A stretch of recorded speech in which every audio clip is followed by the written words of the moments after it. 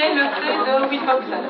Okay. Donc, celui qu'on vient de voir depuis le début, c'est pour deux échantillons indépendants. Ici, c'est pour deux échantillons appariés de données.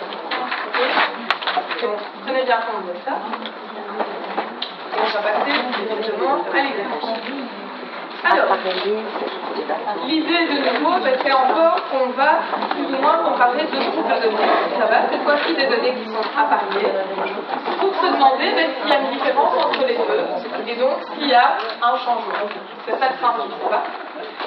Alors, typiquement ici, c'est vraiment le genre de question que vous pourrez remettre pour ça.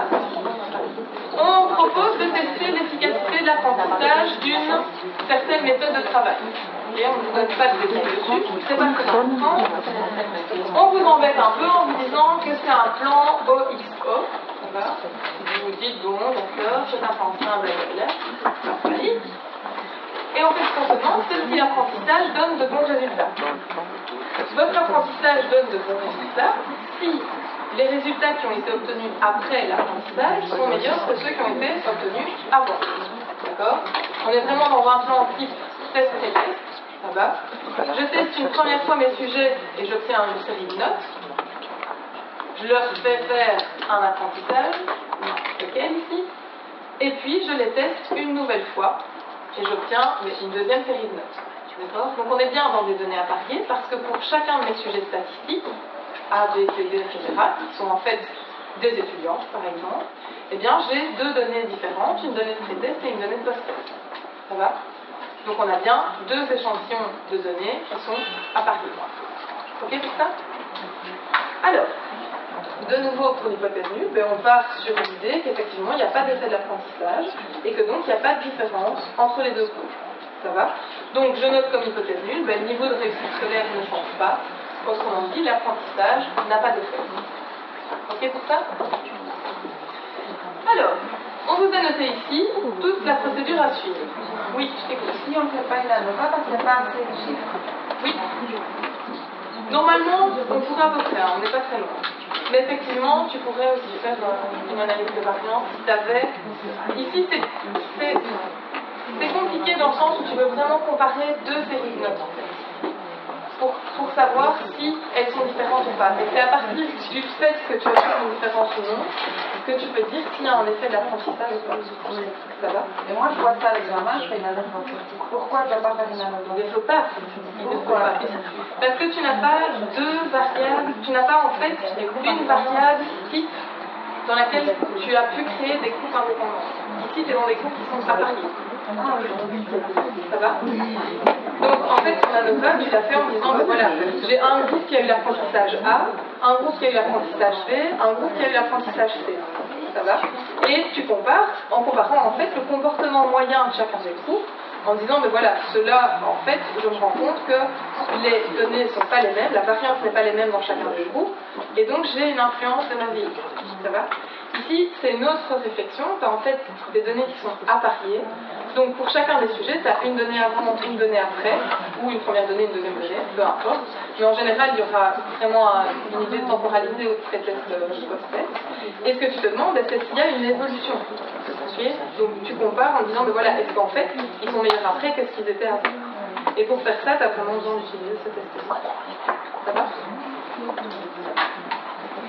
Alors, j'en ai entendu qui avaient un peu peur en voyant la procédure. Ne vous inquiétez pas, c'est beaucoup plus long que compliqué. Ça va? Donc, l'idée, c'est que vous avez en fait systématiquement des paires de mesures. Une mesure avant, une mesure après pour chacun des sujets. Ça va? Qu'est-ce qu'on va faire avec ça? Eh bien d'abord, on va calculer les différences pour chaque paire de mesures. Ça va? En faisant la première mesure moins la seconde mesure. Ça va?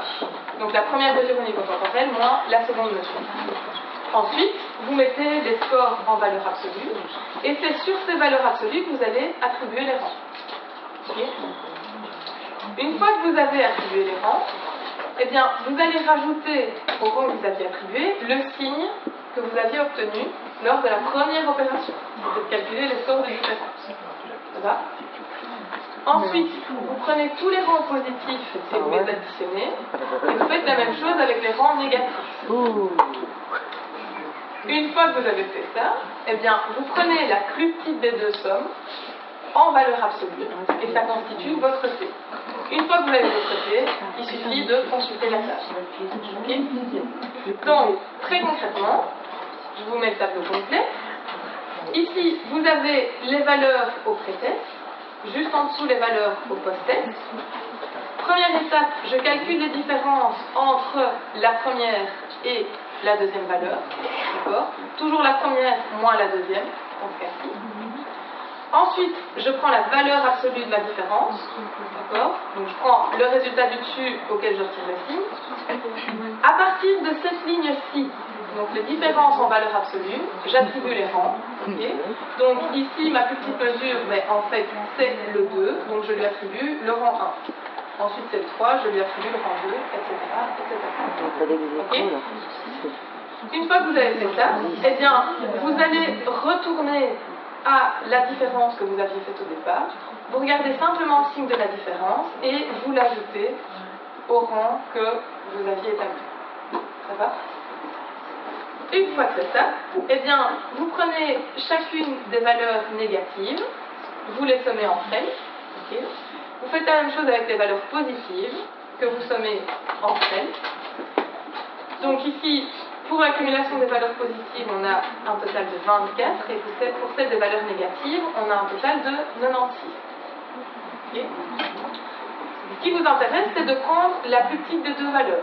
Attention, la plus petite des deux valeurs en termes de valeur absolue. D'accord ? Donc ici, le 24. Le 24, ce sera votre T. Avec ça, vous consultez la table de T. Alors, comment ça marche ? Le principe, de nouveau, attention à l'aide, c'est le même fonctionnement que le U qu'on a vu tout à l'heure.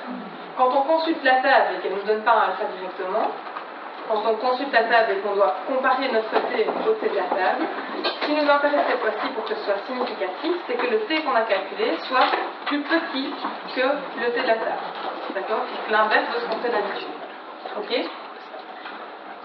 Et donc, comment ça fonctionne pour la table du T ? Je vous en affiche une ici. Alors, vous voyez qu'en fait, vous avez deux morceaux différents dans la table, simplement parce que vous avez une série de N. D'accord ? Votre N, qu'est-ce que c'est ? C'est le nombre de données que vous avez. Pas le nombre de données complètes, le nombre de données avec lequel vous trouvez à la fin, donc le nombre de sujets statistiques. Ça va ? Exactement le même principe que d'habitude. Donc, ici, vous voyez qu'on avait 15 étudiants différents, 15 sujets statistiques, c'est sur eux qu'on a pris des mesures, et donc notre N est égal à 15. Ça va ?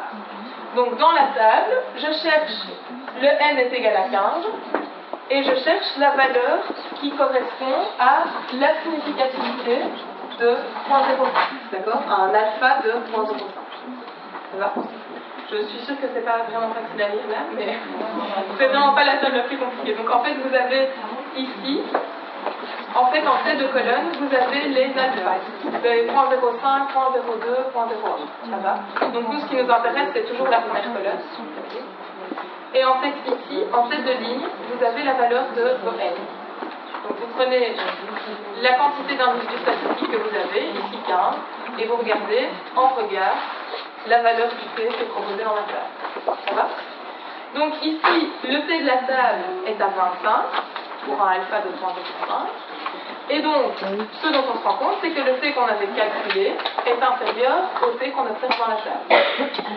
Dans ce cas-ci, ça veut dire que le test est significatif à alpha.05, que donc on rejette l'hypothèse nulle, et donc on considère que le niveau de réussite scolaire change, autrement dit que l'apprentissage a un niveau.